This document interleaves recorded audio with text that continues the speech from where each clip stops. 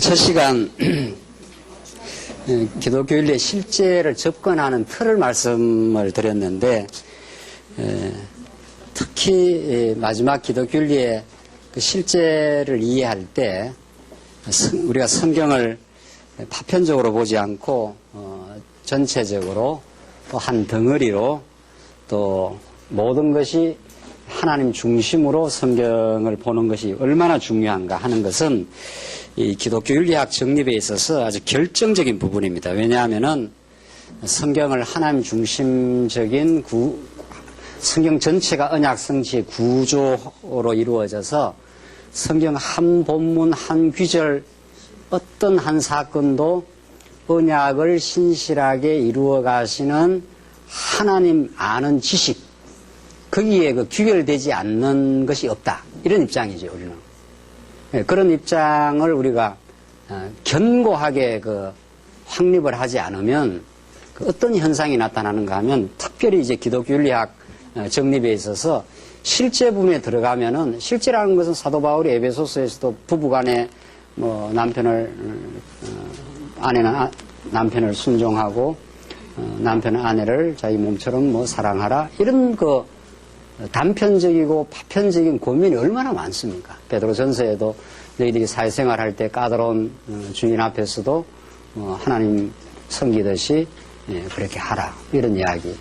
기타 등등해서 기독교 윤리학의 실제에 쑥 들어가 버리게 되면은 그곳에서 하나님 아는 지식이 나오고 하나님의 통치와 언약적 경륜이 우리의 실제에 작동을 하는 것이 아니라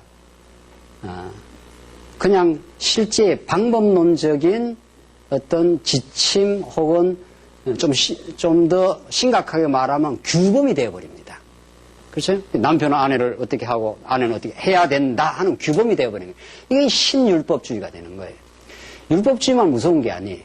지금 구속사 신학이 안고 있는 그 딜레마는 가히 신율법주의가 되는 거예요. 교회 안에 구약 율법은 직접 안 갖다 대려서 아주 세련된 요새 구속사 신학에 율법은 직접 안 갖다 댈 수도 있어요. 그러면서도 오히려 가정생활에 이렇게 해야 된다, 사회생활 이렇게 해야 된다는 새로운 규범이 성경에 그렇게 나와 있으니까. 그러니까 그렇게 신율법주의가 또 교회생활 이렇게 해야 된다. 이런 식의 여러 방법론적 지침으로 전락하게 되느냐, 성경에 나타나는 가정생활, 사회생활, 모든 우리가 나가서 학교생활 이런 모든 것에 대한 메시지들이 언약을 이루어내시는 살아계신 하나님이라고 하는 주제의식을 가지고 본문을 읽고 실제로 그런 의식을 가지고 우리가 실제 생활로 가느냐 이 문제예요. 지금 목화 우리가 예배에 대해서 아까 전에도 읽어드렸습니다마는 진정한 예배가 무엇이냐 했을 때 전통적 구속사에서 예배당이라는 의식이 너무 강고하고요. 지금까지는. 그래서 성도님들이 예배당에 와서 기도하고요. 가정에 가서는 기도 안 하고. 이게 하나님의 신전의식이 있는 거예요. 하나님이 여기 오면은 담배 피우던 사람들도 손 닦고 말이지. 이렇게, 여기는 하나님 계신 곳은 좀 깨끗해야 된다는 거예요. 집에 가서는 피우고 말이지. 그러니까 그런 신당의식이, 신전의식이 있는 겁니다. 인간은 누구나 무속적입니다. 하나님 아는 지식이 없으면 인간은 누구나 자기 노력, 자기 정성을 통해서 신의 노여움을 달래서 삶의 기복을 추구하는 거죠. 우리가 기복주의를 비판하지만 우리 안에 기복주의가 들어있습니다. 우리가 세속주의를 비판하지만 우리 안에 세속주의가 들어있는 거죠. 이걸 우리가 복음을 통해서 깨닫지 않으면 복음이 자기의 이론적 지식으로 머릿속에 남게 되고 자기 성장에 진정한 기쁨을 못 누리죠. 자기 기만이 되는 거죠. 이론은 덜그덕 머릿속에 많이 돌아가는 것 같은데 자기 성장하고는 무관한 것이 된다는 거죠. 그래서 기복주의니 성경에서 말하는 세속주의는 멀리 있지 않고 우리 내면 속에 있습니다. 그래서 이 예배에 대한 의식을 목화 우리가 많이 새롭게 참 목사님 말씀 지금 새롭게 부각하시고 로마서 12장 이후에 산 제사를 통한 예배 의식이 얼마나 포괄적이고 하다는 것은 이미 오래전부터 이야기해 온 겁니다. 그것이 실제화가 안 됐고 의식 수준에서 그냥 이렇게 강의 들을 때는 듣지만 지금 우리가 어느 지금 지점에 와 있는가 하면은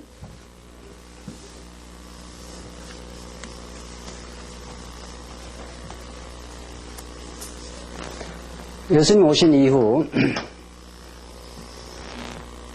4, 5세기를 거쳐 어거스틴이 복음을 나름대로 지엽적으로 정립하고 이렇게 천년의 캄캄한 어두운 시절을 지나서 16세기 오고 지금 21세기, 20세기 말에 하나님께서 말씀운동을 일으켰는데 진리는 여기는 정말 조금 깨달았습니다. 이 초대교회는 조금 깨달았고 이는 완전히 타락해버렸고 복음이 완전히 왜곡되는 시절. 여기는 구속사 진리를 그래도 믿음으로 정말 예수를 믿음으로 구원에 이른다. 교회는 정말 그래도 말씀의 교회의 표지이다.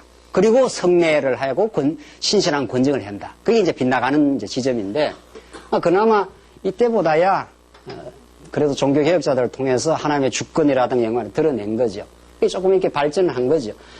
이 진리를 깨닫는 수준만큼의 그 체제가 따라 나옵니다. 그 수준만큼의 그 체제가. 이거는 정말 1:1 대응입니다. 진리의 깨달음만큼 그대로 체제가 만들어지잖아요. 그대로 깨달은 수준만큼. 이 16세기 구속사 체제가 이렇게 온 겁니다. 지금까지. 이 정도 여기서 장로교의 체제, 목사 중심의 체제, 무슨 직분, 뭐 이런 것들이 온 거죠. 그리고 20세기 말에 말씀운동은 이것과는 현격하게 대한 혁명이 일어난 거죠. 우리는 그렇게 믿는 거죠. 누가 무슨 말을 하든지 간에 성경 66권의 통일성이 드러나고 한 귀절도 언약 성취의 구조와 벗어나서는 한 귀절도 하나님 중심적으로 풀지 않는 귀절이 없다. 이런 명제는 없는 거예요. 신학에서 지금까지. 제가 신학 들어 많이 했지 않습니까? 이것저것. 지금도 계속 어떤 학술대에 있으면 갑니다. 제가. 꼭 필요하면은. 그 신학 박사 논문이 어떻게 지금 쓰여지고 있는지를 알면은 그 신학 전체의 경향성을 알 수 있지 않나요? 그 신학이 지금 이렇게 정리되어 본 적은 없는 거죠. 그래서 21세기 하나님께서 정말 성경이 가르치는 이런 그 진리를 주신 겁니다. 이렇게. 이건 그야말로 패러다임 시프트라는 쿤이라고 하는 과학 철학자의 그 말을 빌리면은 과학혁명의 구조처럼 정말 구속사적 진리, 천동설에서 이렇게 지동설로 바뀌면은 우주를 보는 그 관점이 이렇게 전체적으로 변화하고자 않습니까? 그런 일대 하나님께서 성경을 바라보는 관점, 신관의 혁명, 인생관의 혁명, 역사관을 바라보는 혁명, 세계관을 바라보는 근본적인 혁명이 일어난 겁니다. 그러니까 우리가 여기에 흥분하고 감사하고 놀라고 우리 인생이 변하고 하는 건데 이렇게 이제 일어났는데 체제는 여기까지 물려 들어온 거예요. 이게 이렇게 이 구수적 체제는 이렇게 물려 들어와서 우리가 20년 동안 이 체제 실험을 해본 거죠. 그러니까 말씀은 이렇게 큰데 체제는 구속사적인 체제로 이렇게 1인 목사 중심 체제라든가 이런 체제가 물려 들어오니까 이게 이제 조화가 안 되는 거죠. 이게. 그래서 그냥 이 말씀 전체는 방대하고 우리 삶을 시원시원하게 풀어주는데 뭐 노예 체제니 뭐 교회 무슨 일꾼 세운 체제는 늘 덜덕덜덕 걸리는 거예요.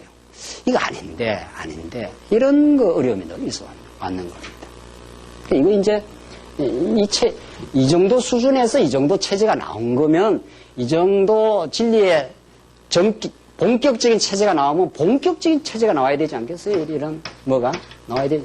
이게 지금 우리가 지향하는 체제 계획이란 말이죠. 그렇게 되어 있습니다. 그래서 지금 과도기. 제가 이번에 여러 가지 사건을 겪으면서 어디에 지금 이렇게 문제가 있는가. 정말 하나님께서 뼈저리게 한번 겪게 했지요. 이번에. 정말.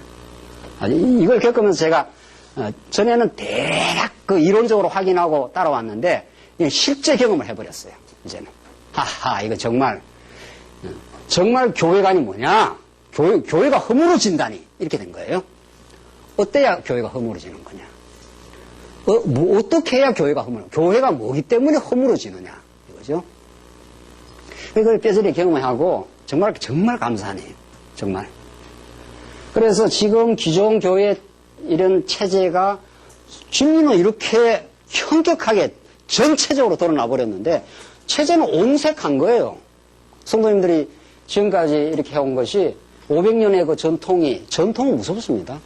인간은 언제나 전통의 아들들입니다.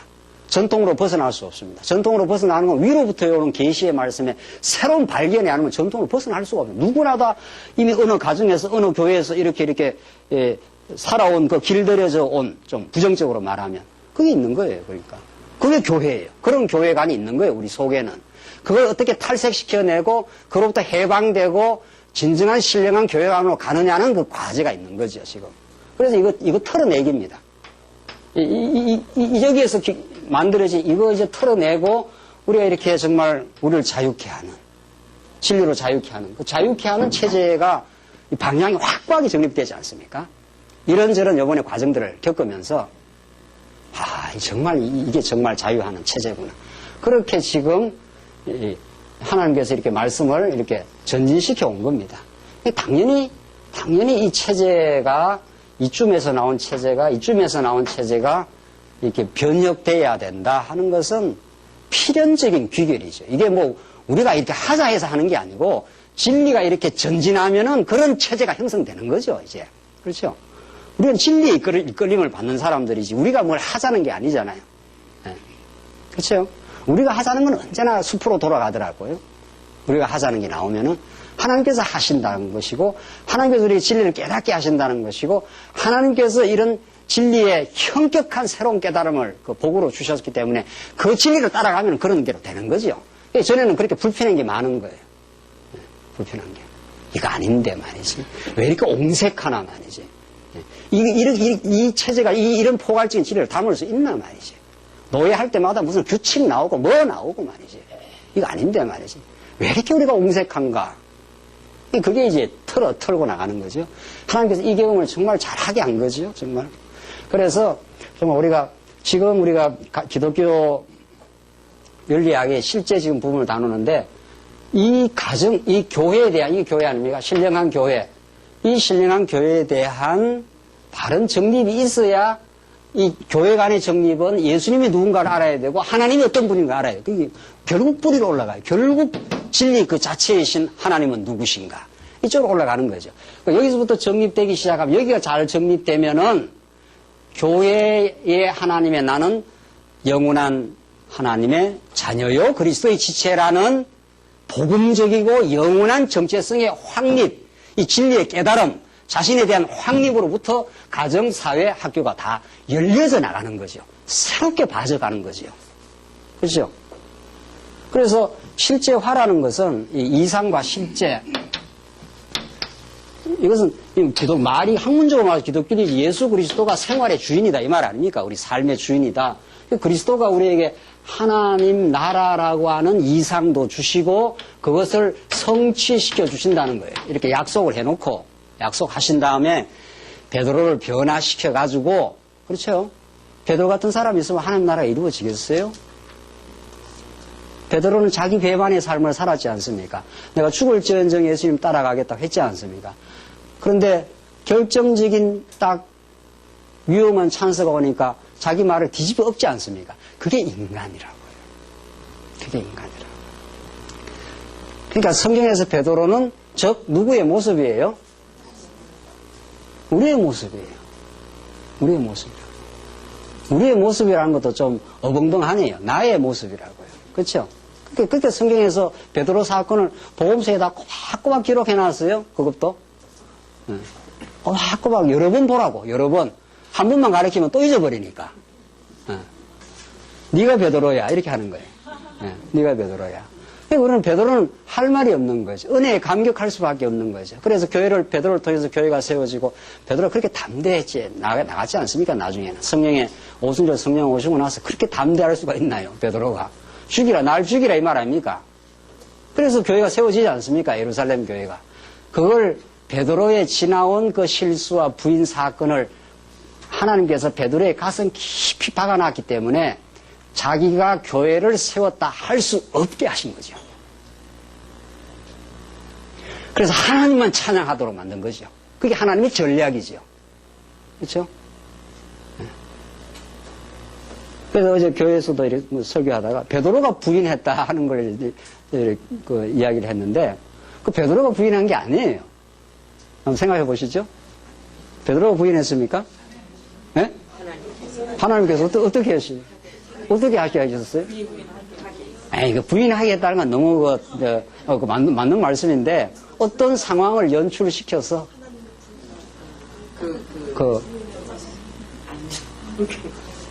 아니, 뭐 하나님이 하게 했어요. 뭐 하게 했다는 말은 뭐 영원한 그 진리예요. 진리인데, 그걸 좀 설명을 해야죠. 상황 설명을. 하나님 언약, 그건 너무 이제 큰 개념이고요. 예. 맞아요. 뭐 틀린 말씀은 아니에요. 인간의 속성을 이용해서. 그 인간의 속성이 베드로 나오면 우리나 다 죄인들이고 자기 배반적인 인생들인데, 뭐 그냥 가만히 있으면 부인 안 할 거 아니에요. 시키셨지. 누굴 통해서? 아니, 베드로라는 사람은 원래 뭐 그런 인생이고, 권사님이나 저나 뭐 그런 인생들인데, 어떻게 해야 부인하는 그 사건이 연출이 되느냐 이거예요.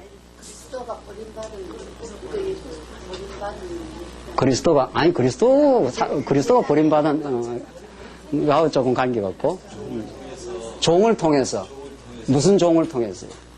유대인들의 종과 로마의 종들을 통해서 자기 목숨이 더럽게 만들어서 대화하는. 그렇지. 그것도 하나의 예고. 그것도 로마인들이 창도 가지고 있었을 거 아니에요?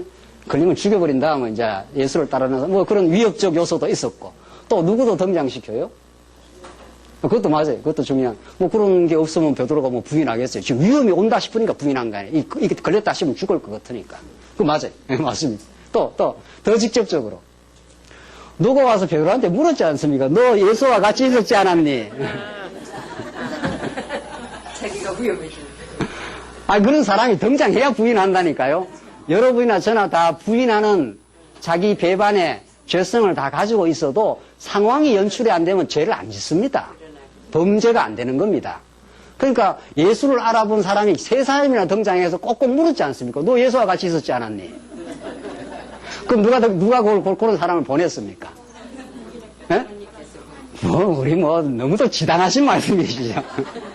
하나님이 보내셨죠. 그래서 부인도요, 부인하는 일도 자기가 하는 게 아니라고요. 표면적으로 보면 그 베드로가 부인한 인생이고 나쁜 인생이지요. 그런 사람을 붙인다니까요. 너 예수와 같이 있었지 않았니? 그 우리 성도님 이야기하신 대로 로마 병정이 칼을 들고 지금 가고 있지 않아요. 그러니까 예수 당이라면 죽는 거예요. 잘못하면은. 그러니까 위협이 오니까 부인한 거예요. 그러니까 부인을 하는 행위도 베드로가 부인했다 하면 안 되고, 그건 정말 사태를 피상적으로 보는 거. 하나님께서 베드로를 부인하는 상황을 만드신 거죠. 그렇죠? 그럼 왜 그렇게 했느냐는 거예요. 자, 이제 또. 왜 그런 일을 시키느냐는 거예요. 왜 그런 일을 베드로로 하여금 경험케 하느냐는 거예요. 중요한 거는. 확신을 주시려고. 무슨 확신을 주시려고? 하나님의 살아계심을 다시. 그렇죠. 그건 맞는 말씀인데, 그건 전체적인 설명 맞고요. 하나님 살아계심을 그 사건을 통해서 깨닫게 하심인데, 베드로에게 직접적으로 어떤 베드로가 그 사건을 겪고, 그 이후의 삶을 살아갔지 않습니까? 그렇죠? 네. 여러 가지 수준에서 설명을 할 수 있어요. 예. 부인할 수밖에 없는. 나약함을 깨닫게 하려고 맞죠. 여러 설명이 가능해요. 정말 인간이라는 건 하나님이 붙들어 주시지 않으면 부인할 수밖에 없는 나약한 인생이라는 걸 베드로가 깊이 깨닫게 하려고. 그렇죠? 깊이 깨닫게 하려고. 그 깊이 깨달음이 베드로의 세포 속에 각인되게 하시려고. 그러면 그걸 깨닫게 하면 어떻게 되는 겁니까, 이제? 그걸 깨달으면 어떻게 되는 겁니까, 베드로는? 하나님을 의지할 수밖에 없고. 이렇게 내가 예수를 부인했는 죄인임에도 불구하고 하나님의 사랑이 어떻게 해요? 신실하다는 걸 더 뼈저리게 깨닫게 하려고. 그래서 우리로 하여금 이 죄악 세상 가운데 부인하기도 하기도 하고 어리석게 살게 하기도 하고 그걸 경험시킨다는 거죠. 그렇죠? 성경에 그렇게 나타나 있는 건 다 우리를 언약 성취 가운데 우리를 경험시키는 하나의 소재들이잖아요. 그 예들이잖아요. 그래서 하나님이 얼마나 능력 많은 분인가를 깨닫게 하려고. 하나님이 손을 놔버리면 너는 부인할 수밖에 없어 하는 나약한 인생을 깨닫게 하려고. 결국 궁극적으로 하나님이 아는 지식을 깨닫게 하려고. 너는 부인했지만 나는 신실해 라는 신실성을 깨닫게 하려고.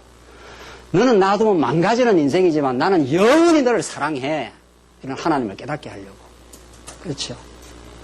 그래서 죄악의 경험을 하나님께서 시킨다는 거죠. 그래서 예수님이 베드로를 쳐다봤죠. 복음서에 그렇게 나와 있어요. 성경 안 읽습니까? 여러분들은 예수님이 그 봤다고 돼 있어요. 그 부인하는 현장을. 베드로는 정말 너무 인생이 다 무너져 버린 거예요. 내가 죽을지언정 예수를 따라가겠다고 혼장담했는데 예수님이 직접 보는 눈앞에서 눈이 마주쳤을 거 아니에요. 아주 전율을 느꼈을 거 아니에요. 이거 내가 뭐야 내 인생이. 그렇죠? 그래서 베드로가 디베라 바닷가로 그냥 그 자기감 속에 간 거예요. 나는 예수 따라갈 수 없어. 나는 예수를 배반한 인생이야. 근데 예수님이 미리 갈릴리에 내가 너보다 먼저 가 있겠다. 미리 또 약속도 했습니다. 난 그 스토리를 잊을 수가 없어요. 그 스토리가 우리 인생의 스토리예요. 어찌 그게 베드로의 스토리만이겠어요. 그 연약성을 잘 알고 그 상황까지 연출하시고 그런 그 묻는 사람도 하나님께서 딱 배치시켜 놓고 하나님께서 그리고 자괴감에 빠져서 내 인생이 이게 뭐야 이게 이렇게 완전히 털썩 주저앉아서 낙담해서 간 인생. 그래서 먼저 예수님이 갈릴리에 가 계시고 정말 그 연출을 정말 그 예수님이 아니면 할 수 없는 연출이에요. 세상에 이런 드라마가 있나요? 또 예수님은 바닷가에서 고기 잡는 베드로 불러갖고 또 먹여주시네요 또. 그 예수님은 먹이고 또 이래요. 매입을 하는 게 아니고 물고기도 먹이고 떡도 먹여주고 말이죠. 참 베드로 진짜. 그리고 또 묻지요 또. 네가 이 사람보다 나를 더 사랑하느냐고. 참 베드로 인생 정말 무너지는 겁니다. 무너지고 세워지는 겁니다. 그래서 예수님 앞에 무너져 보지 않는 인생 세워지지 않는다는 게 그런 뜻입니다. 예수가 십자가에 무너지고 세워진다는 게 그런 뜻입니다. 그게 십자가의 비밀이고 부활의 비밀입니다. 우리는 아직도 옛사람이 생생하게 살아있어서 하여튼 그 무너지고 세워지는 경험 그 수치와 그 수모를 우리가 겪어보지 않으면 자기 부인의 삶이 얼마나 처절하다는 것을 경험해보지 않으면 복음의 깊이가 아직 깊이 들어와 있지 않습니다. 그냥 머릿속에서 좋은 겁니다.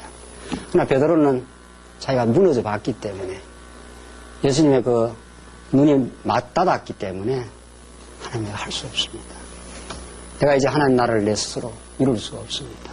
하나님 당신이 붙들지 않으면 나는 이 하나님 나라를 이루어낼 수 없는 인생입니다. 그걸 뼈저리게 깨닫게 하고 하나님의 영광에 절절하게 만드시기 위해서 그 부인 상황을 설정을 해놓고 하나님이 그렇게 계획적으로 끌어간 거죠. 계획적으로. 이 하나님이십니다. 이런 위대하신 하나님. 정말 신실하신 하나님을 베드로에게 입증시켜주기 위해서 그렇게 하신 겁니다. 그래서 정말 우리의 진리가 이렇게 드러났기 때문에 새로운 교회, 신령한 교회 체제가 성립되면 가정, 사회, 학교의 변화는 필연적입니다. 이거는 필연적으로 그 아름다운 열매가 우리의 삶의 각 영역 속에 이 복음의 능력이 자기 변화의 기쁨이 우리 영원한 정체성의 확립이라고 하는 이 기쁨이 그걸 갖고 가정으로 가고 갖고 사회로 가고 갖고 학교로 이제 가는 거죠. 그렇죠? 그렇게 열매가 맺히는 거예요. 그래야 이 부분이 복음적으로 설명되고 성경신학적으로 설명이 되는 거지 성경 부분 읽어놓고 남편한테 이래라 아내한테 이래라 이게 다 신율법주의 규범이라는 거예요. 할 수 있어야 그걸 하지요. 할 능력이 있어야. 할 능력을 하라 하신 하나님은 하도록 해준다는 거 아니에요. 우리는. 그러니까 하나님의 성경에 나타나는 모든 명령은 하나님이 해준다는 거기 때문에 복음이라는 거 아니에요. 그리고 무슨 능력이 있습니까? 그 능력이 있다고 생각하면 자꾸 베드로 사건을 생각하시는데요. 베드로가 그 사건을 겪고 나서 베드로가 할 수 있다는 말 하겠어요? 하나님 내가 할 수 없습니다. 내가 당신을 사랑하는지 당신이 알지 않습니까? 그러니까 사랑한다는 말을 못하는 거예요, 베드로가. 왜 그 말 했다 또 뒤집어지니까. 당신이 알지 않습니까? 당신이 붙들어줘야 내가 당신을 사랑할 수가 있게 되었습니다. 그래서 사랑도 하나님의 능력 아니에요. 예. 요번에 이런저런 일 겪어보니까 사랑 타령이 또, 그 유명한 사랑 타령이 또 나왔어. 이번 교회에서. 참 뼈저리게 느꼈네요. 사랑은 하나님의 능력입니다. 사랑은 인간의 능력이 아닙니다. 사랑은 오래 참고, 사랑은 온유하고, 사랑은 자기 유익을 굳이 아니하고, 이게 누가 인간이 할 일입니까? 그 고린도전서 13장은 그게 메시아 증거예요. 그게. 약속대로 오신 메시아가 그렇게 만들어내겠다는 메시아 증거라고요. 고린도전서 13장 전부가. 누가 인간이 자기 유익을 굳지 않습니까? 아내를 선택하고 남편 선택할 때부터 자기 유익 따라 선택하는데 안 그러나요? 이 말은 또 묻고 지나가야 되네요. 워낙 더 거룩하시니까.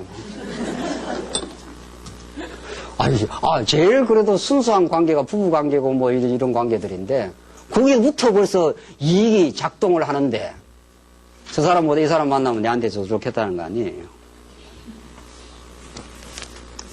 이거 잘 읽어보세요. 그래서 237페이지 제일 밑에 그러나 그 위에 문단 한번 읽어보십시다. 그래도 중간에 237페이지 중간 부모가 되어서는 자녀와의 관계를 통하여 사랑을 베푸는 것이 얼마나 많은 수고와 오래 참음을 통하여 되어지는가를 절실하게 배우게 된다. 부모가 되어 자식을 사랑하면서 겪는 기쁨과 수고를 경험하면서 성도는 하나님 아버지가 성도를 얼마나 열렬하게 사랑하는 분인가를 몸소 깨닫게 된다. 중요한 것은 몸소 깨닫게 된다는 거예요. 그래서 하나님이 가정생활을 하게 한다는 거예요.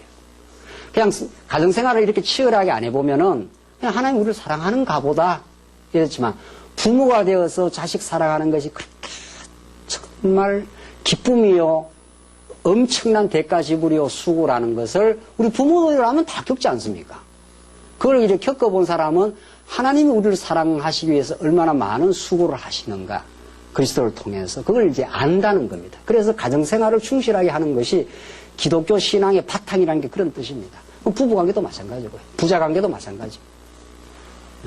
그래서 복음을 복음답게 깨닫게 되면은 저는 말씀운동적 가정사역이 필요하다고 봐요. 말씀운동에서 가정을 어떻게 이해하고 가정에서 복음을 어떻게 깨닫는가. 이건 뭐 어마어마한 스토리입니다. 이거는. 여러분들 교회에서 이렇게 깨닫는 것 이상으로 나는 가정에서 부모로부터 사랑을 받아본 사람, 부모로부터 상처를 경험해본 사람, 부모로부터 사랑만 받는 게 아닙니다. 지금 현 시대는 부모로부터 엄청난 상처를 경험하고 울부짖는 영혼들이 많습니다. 왜? 가정이 파괴가 많이 되기 때문에. 이런 것들을 정말 성경신학적으로 끌어안고 가정을 통해 복음을 깨닫기 이거는 엄청난 주제예요.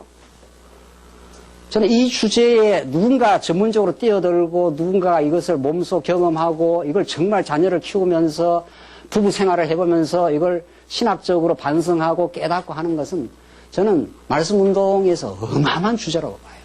이것이 온전하게 깨달아지고 믿어져 갈 때 교회 생활이 든든해집니다. 교회에 어려움을 생기는 요인을 분석을 해보니까 거의 어려움들이 딴 데 있어요. 그래서 이 가정에 대한 메시지가 가정이라는 게 얼마나 하나님을 배우는 공간인가. 하나님의 진리를 체험하고 훈련되는 공간인가. 여기에 대한 아직 신학적 반성이 굉장히 얕아요. 너무 얕아요. 제가 수십 권의 책을 봤습니다. 가정에 대한 신학적 이해를.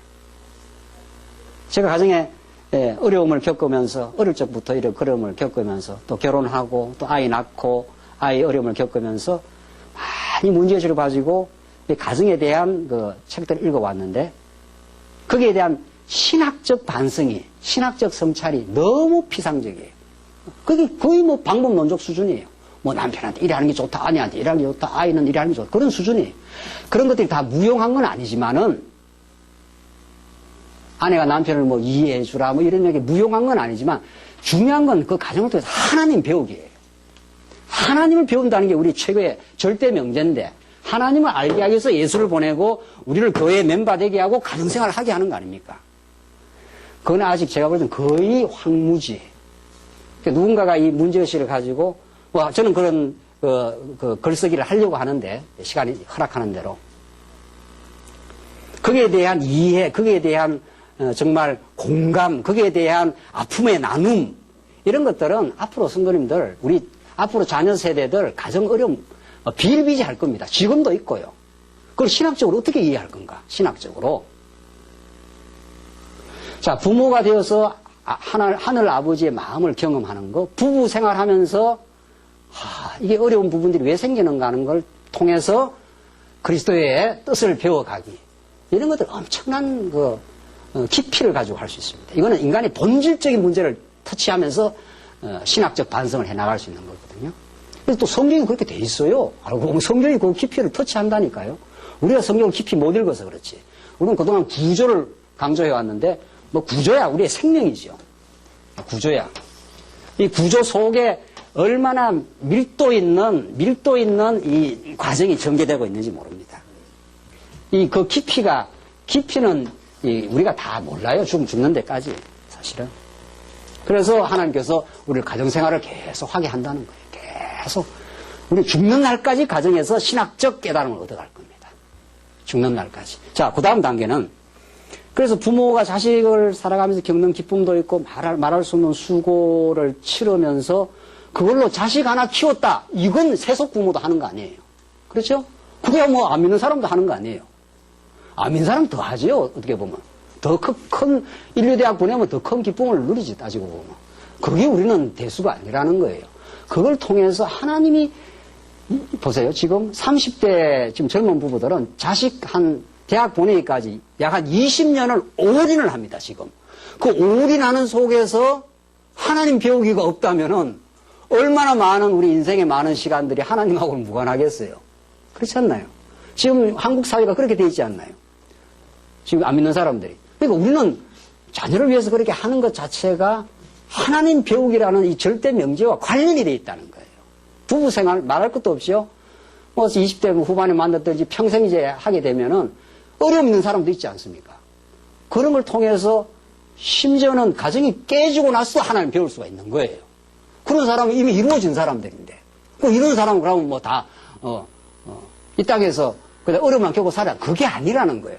깨지고. 어려움 겪고 나서도 더 깊이 그리스도를 배울 수 있는. 안 깨진 사람보다 더 절실하게 하나님을 배울 수 있는 이런 신학적 설명이 없는 거예요, 지금. 그러니까 교회에서 그냥 웅크리는 가슴만 안고 사는 거예요. 웅크리는 가슴만 안고. 앞으로 더 생깁니다, 앞으로. 우리 자녀들의 세계에서 우리가 피할 수 생길 수도 있어요. 그래서 그런 대로 무난하게 사는 가정은 가정대로 하나님 배우기. 처절하게 겪은 가정은 가정대로 하나님 배우기. 괜찮다. 이혼했다고 천국 못 갈 일도 없고 그것이 더 하나님 배우는데 더 절실한 하나님의 과정이 없다. 이 설명이 들어가야 된다는 거예요. 이 설명을 성도들 간에 권사님이 뭐 하는 거냐 말이에요. 권사님들. 그런 가정 있지 않나요? 지금도. 지금 시달리는 가정이 있습니다. 그런 가정에 신학적 설명을 해주고 이걸 통해서 우리는 하나님을 배워가는 거다. 이것마저도 하나님을 우리 배워가는 것. 그 다음 말이죠. 하나님이 우연히 이런 일이 일어났겠느냐 말이죠. 이래서 우리는 더 하나님 앞에 부복할 수밖에 없다. 가정에 대해서 어마어마한 신학적 설명이 들어갑니다. 그것이 앞선 지도자들이 그에 대한 예민하고 심도 있는 이해가 없으면 무슨 수로 젊은 가정들을 이끌어줄 겁니까? 본인이 그런 신학적 설명이 없다면. 그렇잖아요? 나는 부부 생활 해보니까 남편하고 이런저런 기대로 살아니까 이런 갈등도 어려움도 있었다. 그러나 이것이 그리스도 앞에서의 올바른 자세가 아니었다. 자기 고백이 나가야 돼요. 이게 하나님 중심에서 남편을 보고 아내를 바라보는 게 아니면 그저 인간적으로 만나서 서로 요구하고 서로 갈등하고 살았다, 나는 과거에. 그런데 알고 보니까 그게 내 중심이었더라. 이런 고백이 먼저 깨닫는 사람들이 나오는 게 후신들이 그래야 자기 고백을 털어놓습니다. 다 그토록 잘 사니까 이야기를 털어놓을 데가 없어. 교회에서. 그래서 교회 밖에서 털어놓는 거예요, 지금. 교회 밖에서. 정말 지금 부부 지금 헤어지기 직전에 지금 가는 사람들이 있거든요, 지금. 그런 사람들이 이야기를 털어놓을 데가 없어, 세상에. 털어놓을 데가. 그러니까 강단에서만 계속 말씀이 전파되지요. 실제는 지금 앓고 있는 거예요. 그 앓고 있는 부분들을 끌어안고 신학적으로 설명해주고 하나님이 하신 일이요. 이것을 통해서 우리를 더 나아가게 하겠다는 걸 우리 스스로가 앞선 사람들이 그걸 정말 진지하고 솔직하게 어려움들을 인정하고 그러나 하나님이 나를 더 좋게 하셨다. 우리는 더 좋게 한다는 거 아니에요. 가정에 어떤 어려움을 겪었어도. 또 가정에 어려움만 있나요? 기쁨도 있지요. 그런 어려움을 통해서 우리는 극복의 기쁨을 누렸다. 그러면서 나는 하나님을 그리스도가 진짜 나의 남편임을 배웠다는 거 아니에요. 그렇죠? 교회 전진의 방향은 그렇게 자리잡림내고 전진될 겁니다. 그렇게 우리가 같이 아픔들이 있으면 나누고 그렇게 끌어안고 우리가 신학적 설명을 하면서 성경적인 복음을 이런 계기를 통해서 깨달아가면서 할 때 우리는 진정으로 서로를 이해할 수 있고 진정한 교제가 이루어집니다. 자기를 캄프라치하고 자기 좋은 면 드러내고 자기 아픔 이야기하지 않고 무슨 교제가 되겠어요. 그러니까 여러분들이 아마 정말 그렇게 할 거예요. 이미. 조직적인 교회에서는 잘 안 돼요. 제가 20년을 광야교를 해봐도 조직적인 속회에서는 잘 안 되더라니까요. 그냥 뭐 형식적인 이야기예요. 뭐 성교 이야기 좀 하고 안 돼요. 근데 이미 정말로 그런 걸 이해해주는 사람이 곳곳에 있으면 그런 아픔을 갖고 있는 성도는 그 사람한테 합니다. 내가 이 이야기를 해도 안전하다 싶으면 해요. 아, 저 사람 같으면 이 이야기를 들어줄 수 있구나. 그게 권사고 장로님 역할이라고 봐요. 앞선 사람의 역할. 이게 권사고 장로 아니라도 상관없는 거죠. 아니어도 이제는. 그러면 그런 사람 틀고 서로 위로하고 세임을 얻고 심지어 이혼을 했다 칩시다. 지금 없습니까? 있거든요. 괜찮습니다. 하나님 하신 일입니다. 이게 성경이 말하는 거 아닙니까? 아이들 문제 어떻게 할까요? 이거 뭐, 그 당한 사람은 처절한 겁니다. 지금 안 당한 사람들은 그걸 모르는 거예요. 성경신앙이 좋다고 멍하게 있는 거예요. 당한 사람은 처절한 겁니다. 아이 문제는 끊임없이 가고 있거든요. 문제가, 어려움이. 그걸 부둥켜 안고, 자책하지 말고, 누구 탓하지 말고, 하나님이 나를 놔두심이라. 베드로의 부인 사건을 봐라. 베드로가 완전 인생이 무너지지 않았느냐. 그럼 하나님이 다시 새롭게 세우지 않느냐, 베드로를. 이혼했다고 해서 인생이 망하는 거냐. 하나님이 더 좋게 하시는 거 아니냐. 이 설명을 과연 우리가 하느냐 말이죠. 그걸 안으면서. 그냥 교회에서 그냥 어렵게만 살아가게 되고 있느냐. 가정 문제 그렇습니다. 제일 밑에 보십시오. 237페이지. 그러나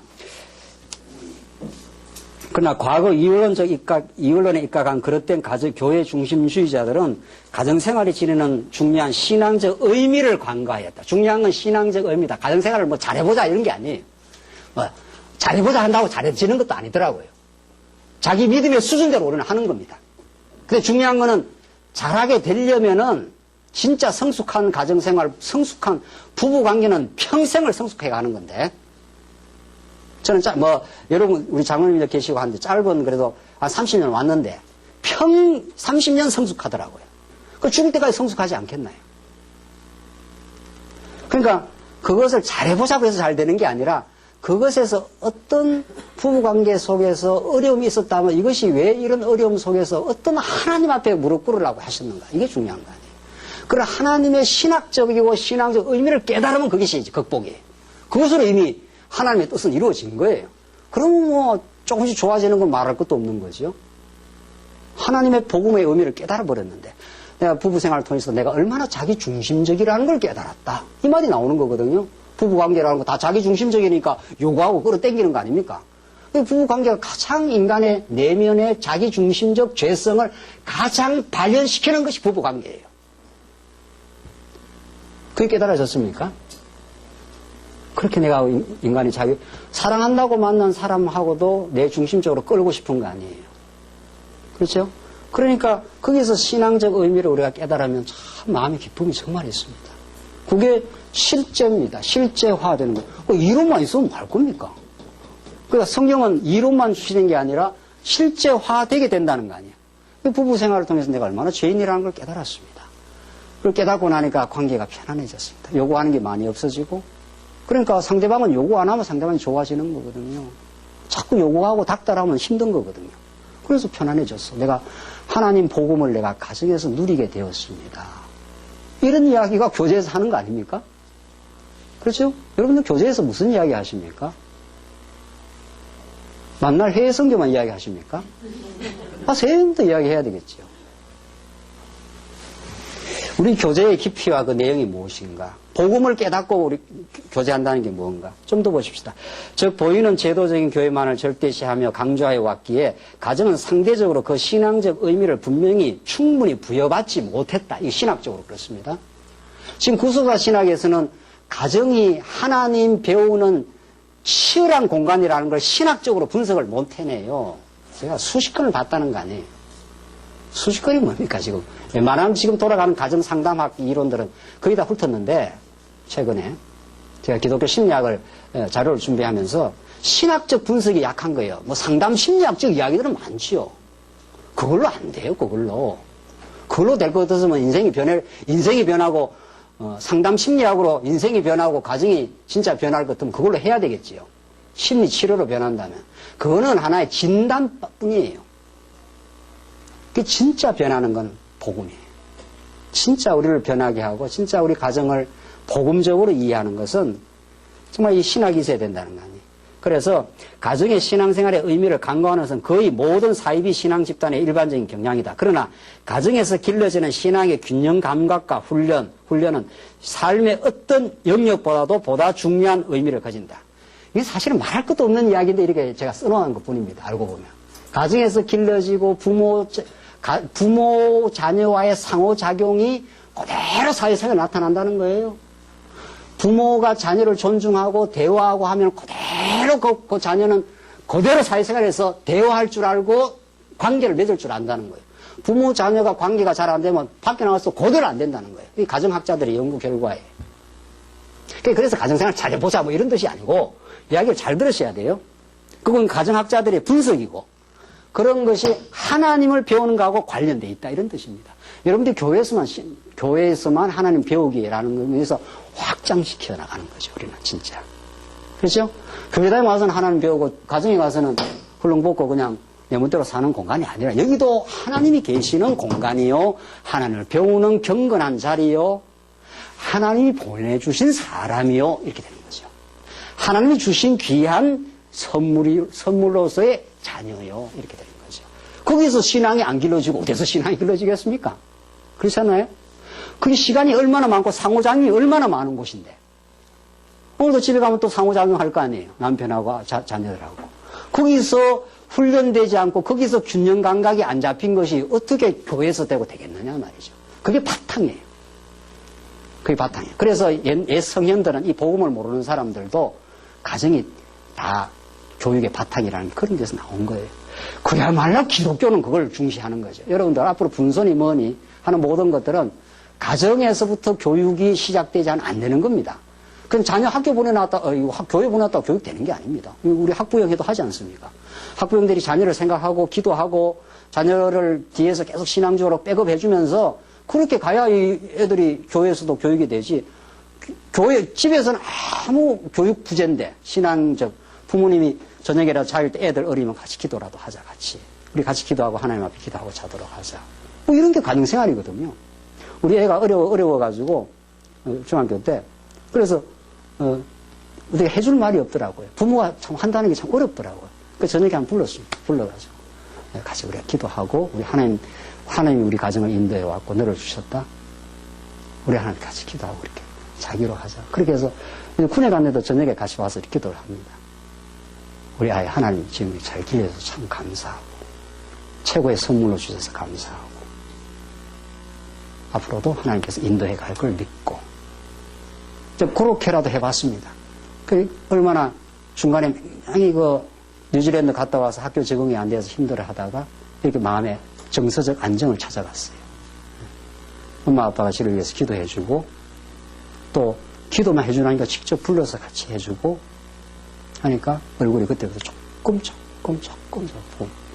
학교는 내가 적응 못 했어도 아빠 엄마는 나를 신앙적으로 붙들어주고 있어. 이 확신이 온 거예요.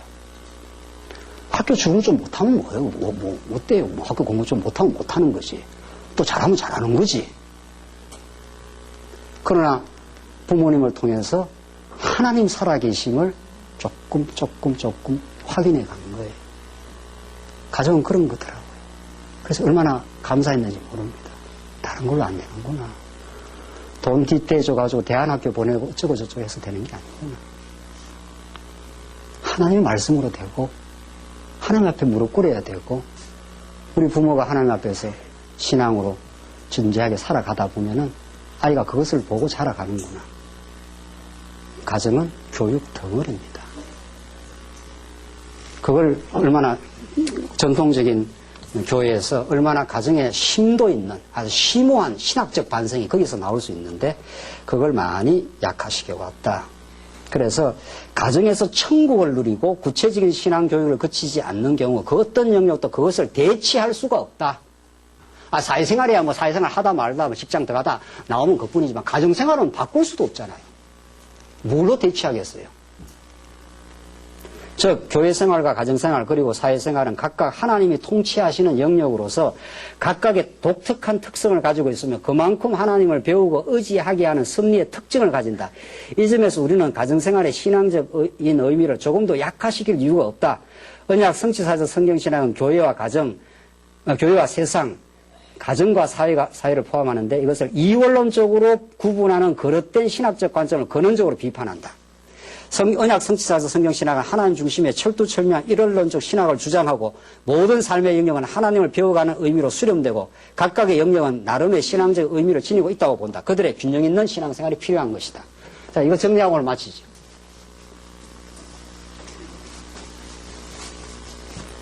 자, 이원론이라는 게 얼마나 뿌리 깊은 신앙적 사고방식이며 이 체제가 이렇게 구속사적인 체제가 아직 우리 성경신학의 체제 속에 버무러져 있어가지고 우리가 어려움을 겪었던 것처럼 그런 것처럼 지금 이원론이라는 게 이렇습니다. 교회가 이렇게 있고 교회는 거룩한 영역이고 이 세상은 더럽고 추한 영역이다. 이게 이원론이에요. 이게 이제 중세 수도원 사상이에요. 중세 사상이요. 그 중세 사상을 더 거슬러 올라가면 헬라 이원론에 근거하고 있어요. 육체는 더럽고 영은 깨끗하다. 이게 이제 뭐 그런 신학적 이야기는 더 나중에 더 본격적으로 하기로. 우선 그런 그 중세는 헬라 이원론을 받아들이면서 교회 혹은 수도원은 거룩하고 세상은 더럽고 타락한 곳이라. 그래서 세상에서 가능하면 교회로 오는 것. 교회보다 더 수도원으로 오는 것.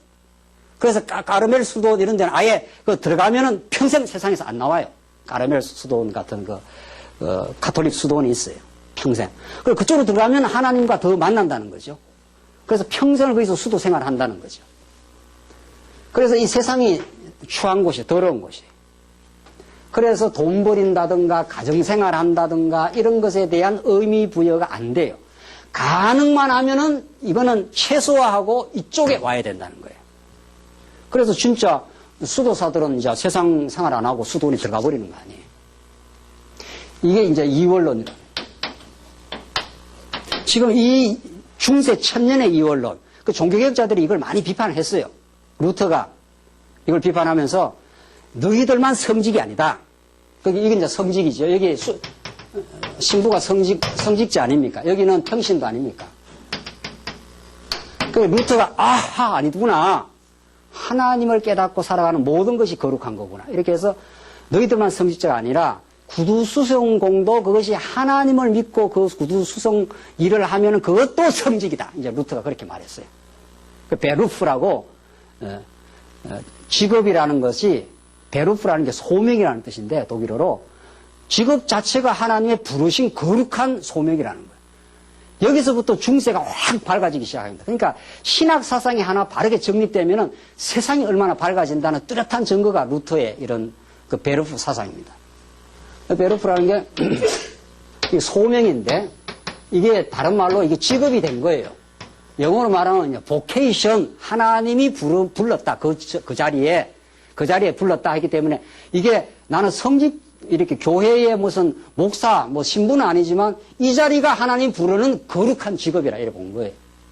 그러니까 이 루터 사상을 올바르게 받아들이면 세상 직업이 그냥 돈이나 버리는 더러운 직업이 아니라 돈이 또 왜 더럽습니까? 돈 거룩합니다. 믿음 있는 돈은 정말 거룩한 거예요.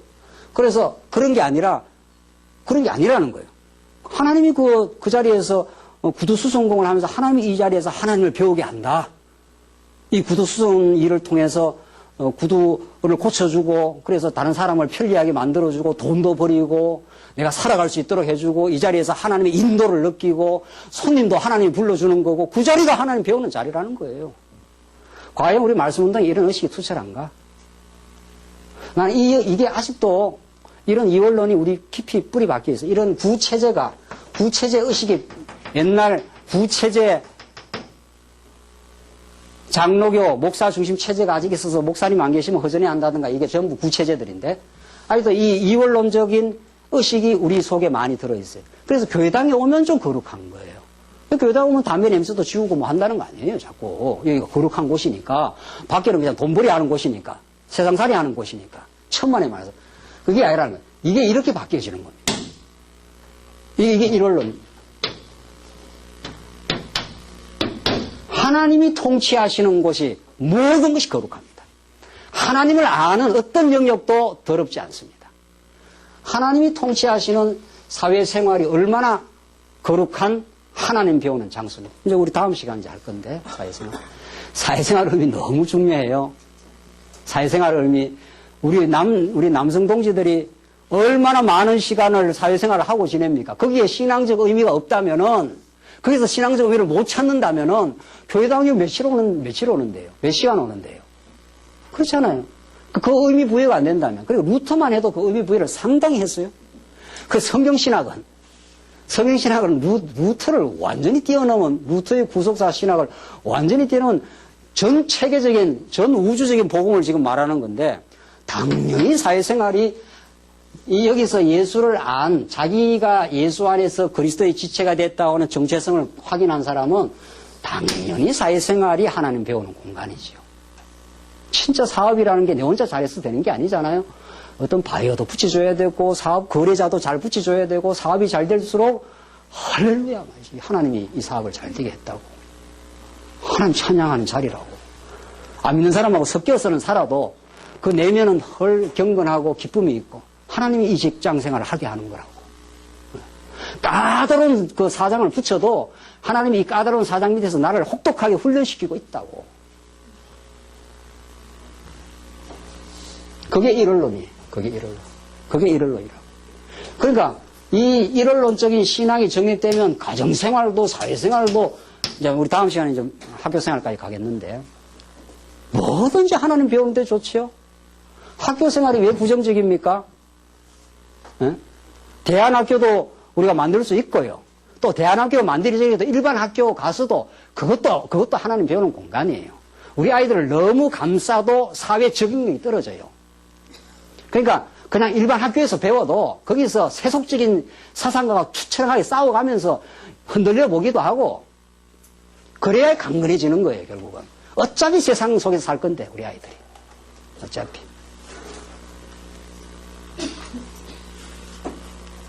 그래서 정말 성경신학적인 이 실제화 문제. 이 간단하지 않습니다. 왜냐하면 이 문제는 이론적인 문제로 끝이지 아니라 내 내면의 무의식 세계 속에 이미 뿌리 잡고 있는 이원론적 사상을 내가 발견하고 그것을 송두리째 뿌리 뽑는 작업들입니다. 그게 성령이 하시는 일이에요. 그래서 무의식 속에 오랜 전통 속에 내 무의식 속에 사로잡혀 있는 이거 뽑아내는 것은 정말 하나님의 말씀을 진지하게 공부하고 정말 내밀한 이야기들을 성도들과 깊이 아픔을 나누면서 복음의 기쁨을 얻고 이러면서 자기 무너짐을 한번 경험해 봐야 됩니다. 인간이 자기가 얼마나 방어를 하고 자기 무너지지 않으니까 변화가 안 되는 거예요. 그래서 성령께서는 다윗으로 하여금 3차의 시체를 보내서 다윗이 침 질질 흘리면서 그랬지 않나요? 살라고 이방왕 앞에서. 그게 다윗의 그 고상한 다윗이 그 얼마나 그 믿음이 담대했습니까? 골리앗을 딱 때려 눕히고 아주 전공을 올리면서 멋있게 나가지 않습니까, 처음에? 그 멋있게만 나가면 인간이 안 된다는 거죠. 인간이 완전히 한번 자기 붕괴를 경험해야 되는 거거든요. 침실질을 흘리고 그 생존하려고 생존 전략으로 했으니까 그 밤에 얼마나 울었겠어요, 다윗이. 내가 이렇게 잘 나가던 인생인데. 내가 골리앗을 때려 눕힌, 적장 골리앗을 때려 눕힌 내 인생인데 내 인생이 이렇게 무너졌구나. 그걸 경험해야 예수를 만난다는 거죠. 그래서 사도 바울이 내가 약할 때 내가 그리스도가 강하고 이제 내가 약함을 자랑하겠노라. 인간은 누구나 다 강함을 자랑하려고 하는 거 아닙니까? 그래서 돈 버리고 그래서 공부하고 그래서 다 권력 잡고 그래서 사람들 앞에서 나를 증명하기 위하여. 그래서 하나님께서 우리를 불러주셔서 그런 허탄한 자기 증명의 삶으로부터 그리스도를 증명하고 그리스도를 자랑하고 그리스도만이 나의 전부였다고. 당신이 아니면 내 인생 아무것도 아니라고. 당신 앞에서 선 인생이 얼마나 복되다고. 이제는 당신이 내 전부요, 내 가치라고. 나는 세상 것이 있어도 그만 없어도 그만이라고. 예수가 내겐 전부라고. 나는 하나님 당신 앞에서 복된 인생이 되었노라고. 그 복음을 자랑하고 십자가를 자랑하고 평생 예수가 그리스도인을 자랑했던 사도 바울만 그렇게 하시겠냐 말이죠. 우리도 그렇게 하나님께서 인도하시고 하나님 우리 가정생활 겪으면 했던 것들 우리가 사회생활에서 치열하게 무너지고 수모 겪고 했던 모든 경험들 학교에서 비진리를 배우고 때로는 흔들리고 하다가도 하나님의 말씀이 공급되면 그 비진리를 간파해내고 그래서 그걸 분별해내는 지혜로운 인생으로 우리를 성장시키기 위해서 하나님께서 우리를 인도해 오셨습니다. 하나님이 실제화되도록 만들어 가십니다. 기도하십시다. 하나님 감사합니다. 우리 그동안 기독교 윤리학 공부를 통해서 하나님 주신 하나님 나라 이상도 배웠고 오늘 그 이상을 우리 안에서 실제화되도록 예수님을 보내주시고 성령을 보내주셔서 우리를 진리 안으로 인도하셔서 참 감사합니다. 우리가 할 수 없었던 일을 하나님께서 이루어내시고 지금도 우리를 붙드심을 감사합니다. 그 진리 안에 참으로 뜨겁게 살게 하시옵소서. 예수님 이름으로 기도합니다. 아멘.